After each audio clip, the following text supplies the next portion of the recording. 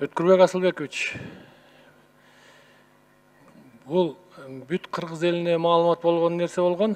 Урматтуу президентибиз Сооронбай Шарипович коррупцияга каршы жумушту башталганда эле Аскарбек Шадиев качып кеткени маалымат болгон.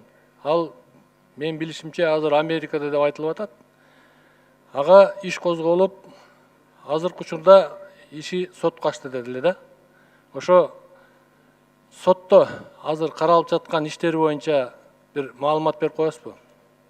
Шадиевдин кылмышы боюнча бул 1-Май райондук сотунун 2018-жылдагы 25-декабрь өкүмү менен Шадиев 10 жылга эркинен ажыратылып, үй мүлкү конфискаланган. Бүгүнкү күндө анын үстүнөн издөө жарыяланган. Андан сырткары да мыйзамсыз байоо боюнча кылмыш иштери бүгүнкү күндө 1-Май райондук сотуна да каралып жатат. Сырттан каралып жатат. А бул биз бүгүнкү күндө Америка Кошмо Штаттарындагы тийиштүү кызматтары менен жана докладында айтып өттүм. Аракеттер жүргүзүлүп жатат. Ал боюнча дагы быйыл жагдайга байланыштуу буга чейин азыр биздин тийиштүү тергөөчүлөр барып келмек болгондо жагдайга жараша башка убакытка жылып калды. Буюрса бул иштер боюнча да жыйынтыктар болот.